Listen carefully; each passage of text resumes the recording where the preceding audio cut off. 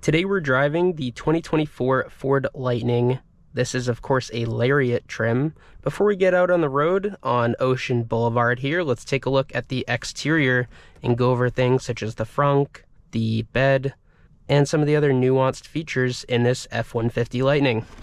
So this specific Ford F-150 Lightning comes in black agate metallic. Of course we have 20-inch dark carbonized gray wheels which come with the Lariat trim. Side profile is a pretty good place to be on this truck. It's quite good looking. As you can see, it's quite long as well. I mean, this thing had a hard time fitting in parking spots this week. It's 232 inches total length. Last thing to note on the side profile is we have these step rails which help you get into the cabin quite easily.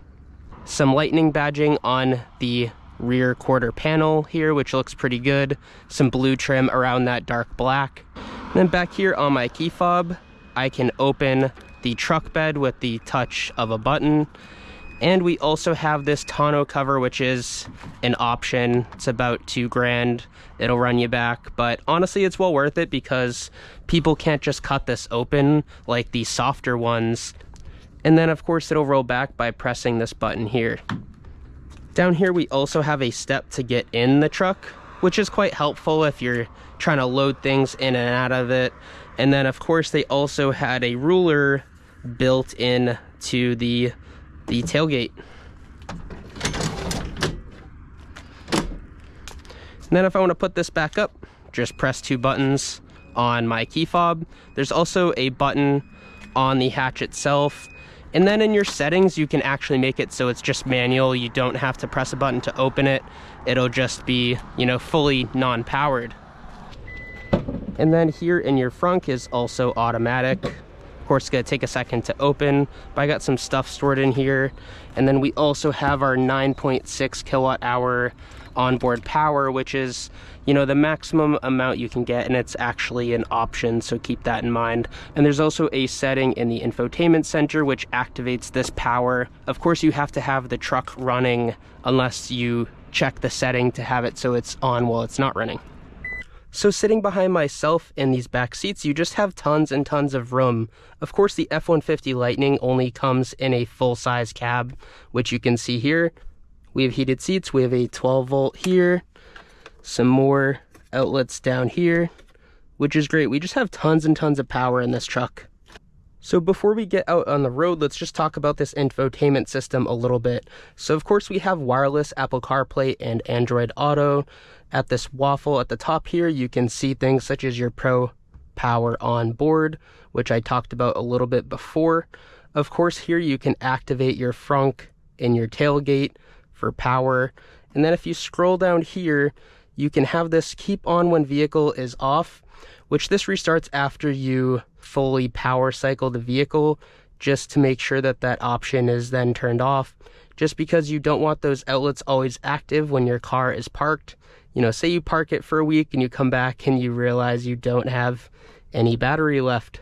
And then the Pro Power Reserve, this will automatically turn off at this set mileage, and you can adjust it to your pleasing. This just makes sure if you're camping, you have enough charge to get to the nearest charger before you get back out on the road. In the F-150 Lightning, you only have normal, sport, tow haul, and off-road, which there are 4 drive modes, but we don't have those same settings like the Mach-E where you have unbridled, engage, and whisper, which, I'm totally fine with them not giving funny names for the F-150 Lightning drive modes as well.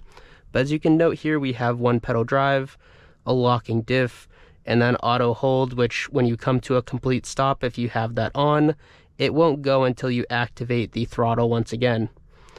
I've preferred to drive in normal. Honestly, there's not a huge difference between normal and sport. Sport just kind of makes your throttle response a little heavier, a little more sensitive, and your steering a bit heavier as well. But we do have this Pro Trailer knob here, and then this plus or minus switch.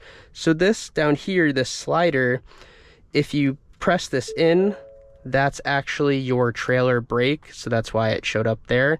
And then Pro Trailer, this will actually turn your trailer either left or right depending on what you're doing.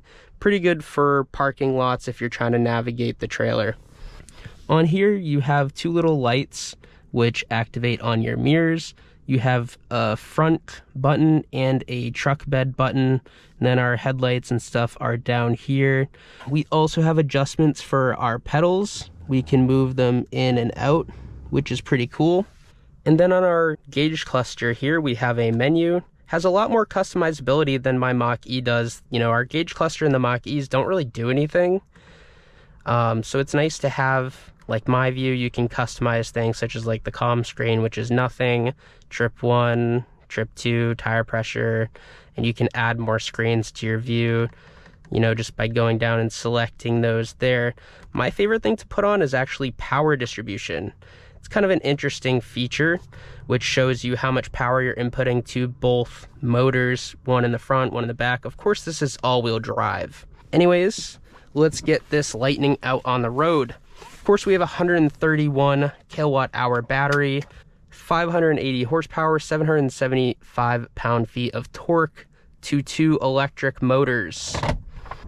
So this truck having all that power, and of course it's 232 inches long. It's quite a large truck, to be fully honest with you. You know, you're also gonna ask, okay, well, how much does it weigh? It weighs 6,900 pounds, just under that at 6,896. So you are really moving around tons of weight.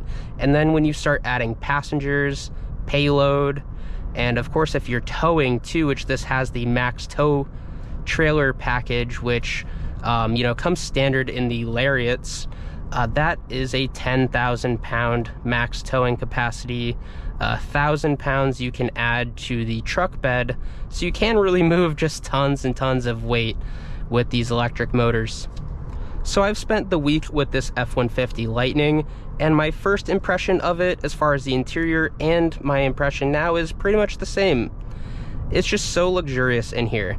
We have tons and tons of high quality materials with the brown stitching, the leather wrapped steering wheel, the large infotainment screen, which I personally like. I don't think it's as responsive as, say, Tesla, for instance. It is a little laggy on some inputs. It just takes a little while to load things, but I think it's still great to use. I have the same system in my Mach-E, so when they were dropping it off, they were like, oh, you know, do you want to go over some of that stuff? And I was like, no, I'm fairly familiar with the system, so I think I can learn it just due to having a Mach-E already. And so these seats are heated and ventilated, so we have tons and tons of comfort in here. Our rear seats are heated as well. I have a heated steering wheel. We of course have this luxurious moonroof that opens up and has this little windscreen that, you know, has it so you don't have any wind buffeting. I mean, I've even just had like one single window open, or my rear window overlooking the truck bed open just by itself, and there's just been no wind buffeting, which is great. I mean, this thing kind of just chops through wind, so no problems there. We of course have Blue Cruise equipped, and this specific Lightning comes with a 3-year Blue Cruise plan. I was under the impression that they had like a full lifetime Blue Cruise plan, but I've yet to see that optioned on a Mach-E or a Lightning. I have heard people talk about it, so I think it's out there. But this 3-year plan was just over $2,000. So, I mean, in my personal opinion, I think that's one thing that Ford has gotten wrong. I feel like if you're going to offer a full autonomous driving system that is, of course, geofenced to highways, as it should be, just being a level 2 autonomous system, which I think they got that part right. I feel like it should just come with the car. It should be an option you should buy, and then that's it. No monthly fees. I mean, we as, you know, consumers pay enough monthly fees as it is. So I'm going to go ahead and switch it into sport mode here. Our gauge cluster changes to more of a dark theme. I mean, it doesn't really change a whole lot, but really what you notice right away is your regen braking kicks up, and of course my throttle response has increased as well. Steering is a little bit tighter, but not much. I mean, it's still truck steering, right? If you get in a normal F-150 internal combustion engine one, you're gonna have a very similar experience as to what I'm feeling here. And so Blue Cruise does work great. I tried it on the highway over here. I will say it works a little better in my Mach-E. And here's why. So Blue Cruise is actually built in. They have like sensors here, and then there's one, I believe, right here too. It looks like that would also be tracking my eye movement. And what those do is basically just make sure your eyes are on the road, and if they're not, it'll beep at you. The system will disengage and make sure that you're paying attention. And that part works great. It actually works better than it does in my Mach-E, because the one in the Mach-E is just above the steering wheel, and sometimes it doesn't realize that you're just squinting because it's bright out, and it'll think your eyes are closed, and that does happen. But what my Mach-E doesn't do with Blue Cruise on is it doesn't pinball at all. This truck does pinball just a little bit, right? We were under kind of like you know, stressful road conditions. I mean, like, the lines weren't fully clear, and honestly, we were still going straight, but it was a little bumpy, so I'll give it, you know, some credit there. I think, you know, it wasn't entirely fair, but, you know, my Mach-E in that same setting worked flawlessly when I was on my road trip, and, you know, Tesla's FSD, I've heard no complaints about it on the highway whatsoever. Although that one, when I drove the Cybertruck, it failed to park in a parking spot. It parked right in between two. So I guess they all have their problems, and we are a little bit further away from autonomous vehicle driving as people think we are. In terms of ride quality, this thing is just absolutely fantastic, and I think I've been personally spoiled over this last week thanks to Ford. So my Mach-E is quite stiff, and this F-150 Lightning just glides over every road imperfection. Harsh bumps, small road imperfections, it doesn't matter. This thing is sprung very softly. There's tons of suspension travel, and honestly, this thing just has a ride of like a brand new Mercedes S-Class. It's just absolutely fantastic. There's not a ton of wind noise either. I mean, like, with all the windows closed, it's really quiet in here. You can have conversations at low volume, no problem whatsoever. There's also tons of visibility.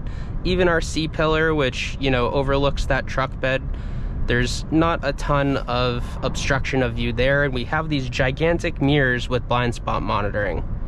And of course, we also have, you know, automatic emergency braking. We have parking sensors. We have a 360 camera, which has really helped, especially when squeezing up close to those Tesla chargers on my trips here. And honestly, I feel like the camera system in here is absolutely fantastic.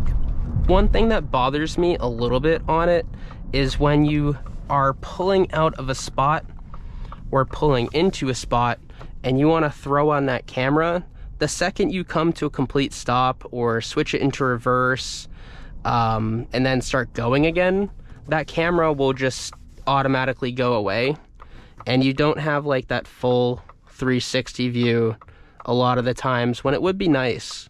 And you know, I think they do that for legality reasons, right? Like, you wouldn't want people saying that they're distracted with this when there was something in front of them on the road, which I completely understand. But there has been some times where I'm pulling into a parking space and I want to make sure I'm fully lined up, especially driving such a large vehicle. You'd hate to take up more space than you need, right? And parking spaces are just barely big enough for this thing. So although I went over drive modes, I didn't talk about sound. Of course, this F-150 Lightning is electric, so you don't really have much built-in sound. I mean, there is a little manufactured sound, especially at low speeds, which you notice. Oh, 911. But there is no automatic, like, audio to turn on like there is in the Mach-E, where it has that manufactured, like, V8 vacuum cleaner. Another F-150 Lightning. This one doesn't have any sort of sounds you can turn on.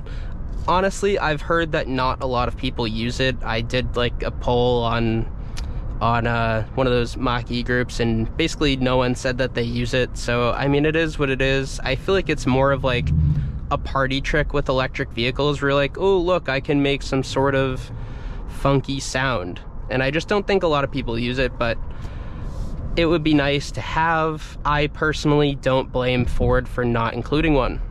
As far as seats goes, we have ActiveX seat inserts, which is like a kind of like a durable faux leather, I would say. They don't absorb sweat, so like, you know, if you're working and you know, you work up a sweat and you're stinky, you can get in your truck and not worry about your seats kind of absorbing that smell. So which, you know, that part's great. And they're actually quite plush too. I could see myself doing road trips in this thing, no problem. Of course, I've driven, you know, about 500 or 600 miles, I think, over this last week with this truck, and personally I haven't had any back pain. The seats have lots of electronic adjustments as well. So let's talk about this steering wheel. Of course, it's leather wrapped, feels nice in the hands.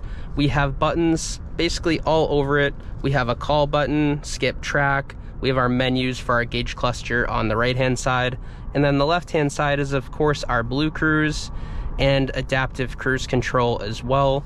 We also have a voice commands button. Don't accidentally hit that because it's annoying. Honestly, the one time I tried to use it, it didn't really work all that well. I was just trying to have it navigate somewhere and it didn't really match up with my ways. But we do have volume control, which is great, and then lane keep assist, which I don't personally use, but it is there. Of course, this being an F-150 Lightning Lariat trim, which is the second highest, just below Platinum, it does come with lots of things such as the, you know, the LED tail lights, which is, you know, of course standard for the Lariat. We have phone as a key, we have Bang & Olufsen sound, we have heated and ventilated front seats, heated rear seats, we have the moonroof. This thing is just fully loaded. We of course have the 9.6 kilowatt hour battery for the onboard power, which, you know, you can power things such as like a saw or even a waffle maker and make yourself some waffles. That's what I would use it for personally. We actually used it to test out a Christmas tree set of lights, so that was fun. But anyways, you have tons and tons of options in here, and of course the tonneau cover is another one, and max tow package of course comes with this Lariat. But you might ask, how much is this one actually priced at? This truck is priced at $86,000 MSRP, just above that. And honestly, that is a lot of money, right? I mean, there's no getting around that. And with the EV tax credits ending in September, you know, I think it's really just about time where, you know, these trucks might not be as desirable after those tax credits. And that's not a fault of the F-150 Lightning at all. I mean, everyone I've known who has one of these think they're great. You know, the Mach-E group was even incredibly enthusiastic about them as well. And I think what's just going to happen is EVs might not be as desirable for people without those tax credits. And that goes across the board. I mean, this thing is great. I mean, it's incredibly comfortable. It's efficient at about 77 mpges. On my trip here, I've been averaging, let me see here, trip 1, 2.3 miles per kilowatt hour. So of course, that's of course with 70-degree weather. This is probably as good as it's gonna get with some mixed highway and city driving as well. So this is really the real world mileage. And you know, charging this thing is going to be very inexpensive too. It does have a big battery pack, but with this thing still being a lot more efficient than regular trucks, you do have to keep that in mind. But anyways, with that price point, of course you're still going to be saving on some gas, but it is a lot of money to spend. But you also have to remember, you know, its competition is expensive too, like the Rivians. Of course, that would be like a dual motor R1T.